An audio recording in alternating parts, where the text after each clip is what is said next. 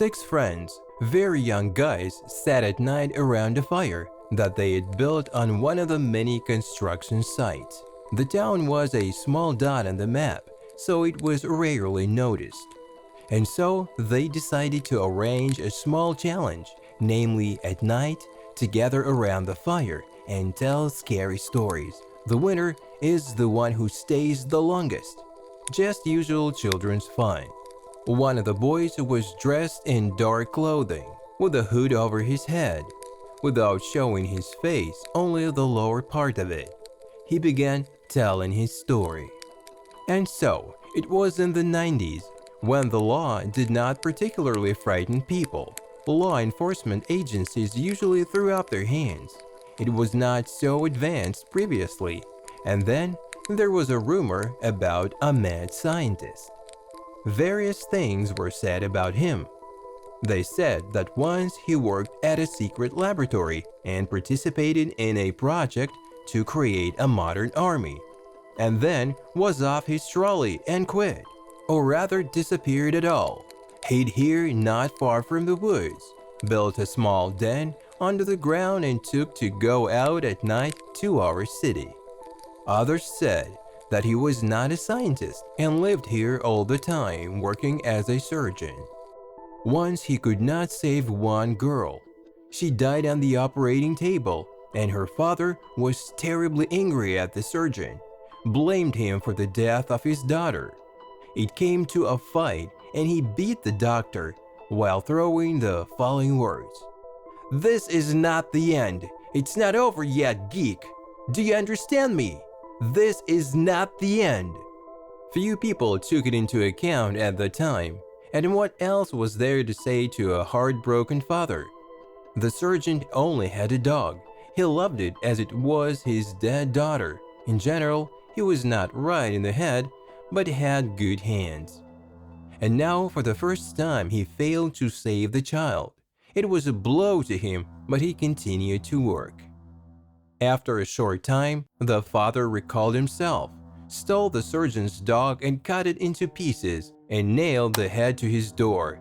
The father was soon put in jail, and the surgeon quit, and as everyone believed, disappeared. In general, there are many legends about the scientist, but the essence of each of them is the same. Every night, he went out and pretended to be helpless and lured people to him. Further, he asked them to help him to get to his house, dazzling them with conversation on the way to their victims. When they reached a dark alley, he hit them over the head and then dragged them back to his lair. But that's not the worst thing. The worst thing that he did to them later. He drugged them while they were sleeping in transplanted organs and parts of the body of animals. Someone's vocal cords of a dog. Another shortened the hind legs so that they were like paws, cut and lengthened the jaw, transplanted the skin of animals. Someone cut off the hands and feet by sewing cow or pig paws to them. One sewed a pig's snout. It separated the pig's snout from the pig and sewed it to the person's face. They say that in the basement where the doctor performed all operations, they found about 60 corpses of various animals, or rather their remains, and 15 children locked in a cage. He had already performed the operation on all of them. In the bags that stood in the basement, found a lot of human remains, arms, legs, lower jaws, and even someone's eyes. But the madman was not there, and most importantly, many of his patients were not found. They say that the surgeon is now walking somewhere on the loose, and every night he walks his pets, trying to find new ones. No one knows where he does it. The boy finished his story on a grim note, smiled, and moved back a little further from the fire. Suddenly, something with a pig's face on its head popped out from behind him, growling furiously. 3 boys ran away screaming. Drops of sweat stood on Andrew's forehead. This something took off the mask of a pig. He asked who had invented the story. It was told by Alvin's grandfather, once drunk, saying that times were hard, so some maniac also showed up. Of course, he lied with the number of victims, but still there were about a dozen or a little more. The grandfather said that everyone was found except the scientist.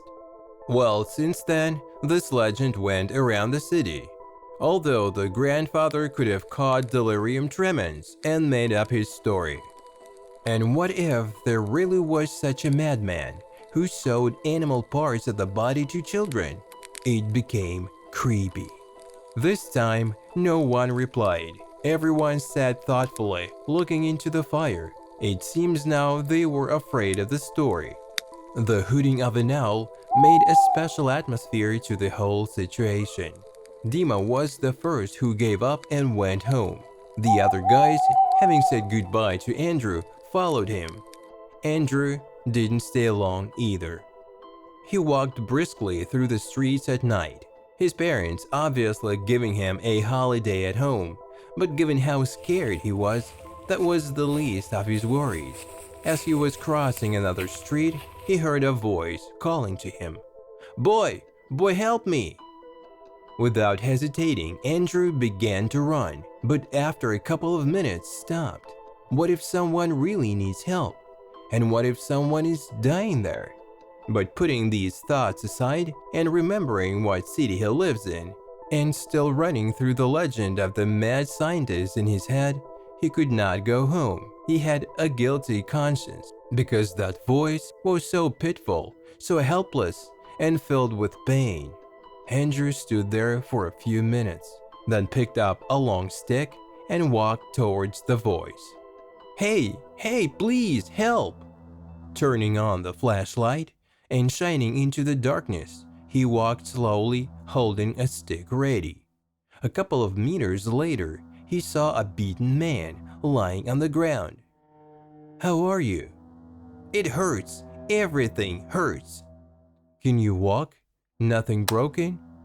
"No, the bones seem to be intact. I can't walk without help." He looked to be in his 50s, with a thin body and gray hair. The guy helped the man up and offered to call an ambulance, but he refused, saying that he lived nearby. Then the boy volunteered to see him off. Thinking of the horror story again, he was tormented by doubts, but he looked at the man again and immediately dismissed them. "Right here, through this alley and to the right." Andrew followed the route indicated by the man, but saw that there was a dead end at the end of the next alley. Just as he was about to ask, the man slammed the boy's head against the wall of the building. Everything swam. Andrew awoke in a dank room, slowly rising, his head and body aching, and his jaw feeling as it had been crushed with a hammer. With an accustomed guy thought that he stood somehow wrong, too low, but then realized that he could not stand up on his feet. Apparently, he was hit too hard on the head. The boy went forward, and to the surprise, he was on all fours quite easily. Ahead he noticed a mirror, and saw something terrible there, something that stood on all fours with a long and terrible muzzle, with hair all over its body, with dog ears and a disfigured human face. He jumped up in fright and wanted to scream, but all that came out of his throat was barking. The door opened, and Andrew looked up to see the man carrying a large bag of dog food. Turning on the light, a dim lamp illuminated the room. In this basement, there were several children dogs like him. They sat in other cages, obediently looking at the bowls that the madman had filled with food. "Well, it's served, guys, it's served," said the scientist, and poured the portion of dog food into bowl for Andrew.